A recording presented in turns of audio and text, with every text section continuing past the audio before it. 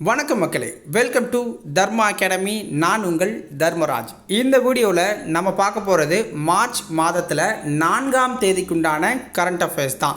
அதுக்கு முன்னாடி TNUSRB SI எக்ஸாமுக்காக நம்ம ஒரு டெஸ்ட் பேட்ச் கண்டக்ட் பண்ணிக்கிட்டு இருக்கோம். அந்த டெஸ்ட் பேட்சில் நீங்கள் ஜாயின் பண்ணணும் அப்படின்னு விருப்பப்பட்டீங்கன்னா டிஸ்கிரிப்ஷனில் என்னுடைய வாட்ஸ்அப் நம்பர் கொடுத்துருக்கேன். அதுக்கு மெசேஜ் பண்ணுங்கள், ஓகேவா? டீட்டெயில்ஸ் சொல்லுவாங்க. பிடிச்சிருந்தால் நீங்கள் ஜாயின் பண்ணிக்கலாம். வாங்க இன்றைக்கி வீடியோக்குள்ளே போகலாம். முதல் வினா: தமிழ்நாடு காலநிலை மாற்ற நிர்வாக குழுவின் முதல் கூட்டம் யார் தலைமையில் நடைபெற்றது? தமிழ்நாடு காலநிலை மாற்ற நிர்வாக குழுவின் முதல் கூட்டம் யார் தலைமையில் நடைபெற்றது? ஆன்சர் பாருங்க. தமிழக முதல்வர் மு.க.ஸ்டாலின் அவர்களோட தலைமையில் நடந்துச்சு. ஓகேங்களா? தலைமை செயலகத்தில் நடந்துச்சு. தலைமை செயலகத்தில் இந்த கூட்டம் அப்படிங்கிறது நடந்துச்சு. அதில் பேசின முதல்வர் மு.க.ஸ்டாலின் அவர்கள் என்ன சொல்லியிருக்காங்கன்னா, அடுத்த 10 ஆண்டுகளில் இலக்காக 21% இப்போ காடுகள் இருக்குது தமிழகத்தில், அதை 33% உயர்த்தணும் அப்படின்னு சொல்லியிருக்காரு. ஸோ அதுக்காக பார்த்தீங்க அப்படின்னா 2.80 கோடி மரக்கன்றுகள் நடும் பணிகளும் தொடங்கப்பட்டிருக்கு அப்படின்னு சொல்லியிருக்காங்க. ஓகேங்களா?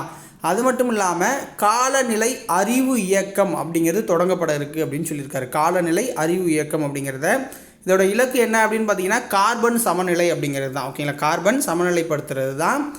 இந்த கார்பன் சமநிலைப்படுத்துறதுல இந்தியாவோட இலக்கு என்ன அப்படின்னா 2070ஆம் ஆண்டுக்குள்ளே கார்பன் சமநிலைக்கு கொண்டு வரணும் அப்படிங்கிற மாதிரி இலக்கு வச்சுருக்காங்க இந்திய லெவலில். ஸோ தமிழக முதல்வர் என்ன சொல்லியிருக்காருன்னா, அந்த 2070க்குள்ளே நம்ம கொண்டு வந்துடணும் அப்படின்னு சொல்லியிருக்காரு. ஓகேங்களா? அடுத்தது, இந்தியாவின் முதல் வெளிநாட்டு பல்கலைக்கழகம் எங்கு அமைய உள்ளது? இந்தியாவோட முதல் வெளிநாட்டு பல்கலைக்கழகம் எங்கு அமைய உள்ளது?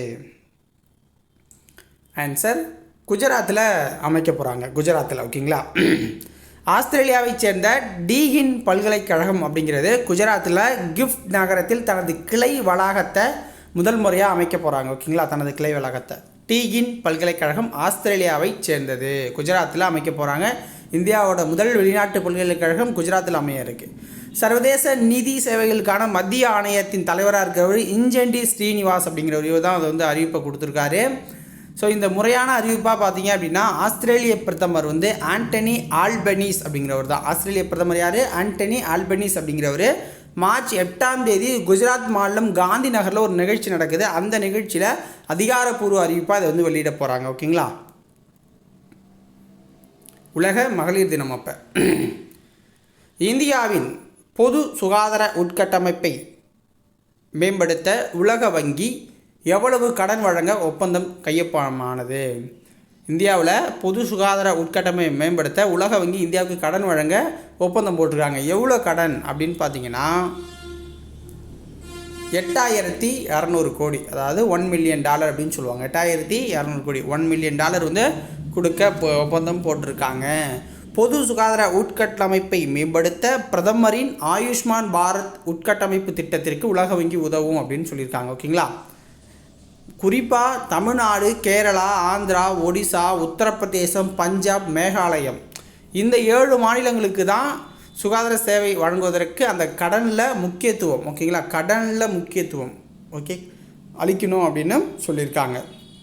மத்திய நிதி அமைச்சகத்துக்கு செயல்படும் பொருளாதார விவகாரங்கள் துறை கூடுதல் செயலர் ரஜத்குமார் மிஸ்ரா. ஓகேங்களா? இவர் தான் இந்த ஒப்பந்தத்தில் கையெழுத்து போட்டிருக்காரு. மத்திய நிதி அமைச்சகத்தின் கீழ் செயல்படும் பொருளாதார விவகாரங்கள் துறை கூடுதல் செயலர் ரஜத்குமார் மிஸ்ரா அவருடைய ஒப்பந்தம் போட்டிருக்காரு. மேகாலயா மாநிலத்தின் முதல்வராக பொறுப்பேற்க உள்ளவர் யார்? மேகாலயா மாநிலத்தின் முதல்வராக பொறுப்பேற்க உள்ளவர் யார்? ஆன்சர் என்ன? கான்ராட் சங்மா. 2வது முறையாக அவர் தான் பொறுப்பேற்க இருக்கார். கான்ராட் சங்மா அப்படிங்கிறவர். என்பிபி கட்சி அப்படிங்கிறது தான் அவருடைய கட்சி பேர். ஓகேங்களா? 26 இடங்கள் ஜெயிச்சிருக்கு. ஆனால் மெஜாரிட்டி இல்லாதால இப்போ பாஜக மற்ற இதர கட்சிகள் சுயேட்சைகளுக்கு ஆதரவோடு அவர் ஆட்சியை பிடிக்க போகிறார். ஓகேங்களா? நேற்று மற்ற 2 மாநிலத்துக்கும் நம்ம சொல்லியிருந்தோம். திரிபுரா, நாகாலாந்துக்கெலாம் அங்கே பாஜக கூட்டணி டைரெக்டாகவே ஜெயிச்சிருக்கு. ஓகேவா? அடுத்தது, இந்திய ஹாக்கி அணியோட புதிய தலைமை பயிற்சியாளராக நியமிக்கப்பட்டுள்ள கிரேக் ஃபுல் எந்த நாட்டை சேர்ந்தவர்? இந்திய ஹாக்கி அணிக்கு புதிய தலைமை பயிற்சியாளர் கிரேக் ஃபுல் சேர்க்கப்பட்டிருக்காரு. அவர் எந்த நாட்டை சேர்ந்தவர்? அவர் வந்து தென்னாப்பிரிக்காவை சேர்ந்தவர். ஓகேங்களா, தென்னாப்பிரிக்காவை சேர்ந்தவர் தான் கிரேக் ஃபுல் அப்படிங்கிறவர், இந்திய ஹாக்கியோட தலைமை பயிற்சியாளர். டோக்கியோ ஒலிம்பிக்கில் தங்கப்பதக்கம், உலக சாம்பியன் பட்டம் என்ற பெல்ஜியம் அணிக்கு தான் ஓகேங்களா, வென்றன்னு வரணும். பெல்ஜியம் அணிக்கு உதவி பயிற்சியாளராக இவர் வந்து இருந்திருக்காரு. ஓகேங்களா, ஸோ அதனால தான் இவர் வந்து இதுக்கு அப்பாயின்மெண்ட்டு பண்ணியிருக்காங்க. ஸோ இதோட இன்றைய நடப்பு நிகழ்வுகள் அப்படிங்கிறது முடிஞ்சிருச்சு. உங்களுக்கு வீடியோ பிடிச்சிருந்துச்சு அப்படின்னா நாளை வீடியோவுக்கும் வெயிட் பண்ணுங்கள். ஓகேவா, நாளைக்கு உங்களை மீட் பண்ணுறேன். நன்றி, வணக்கம்.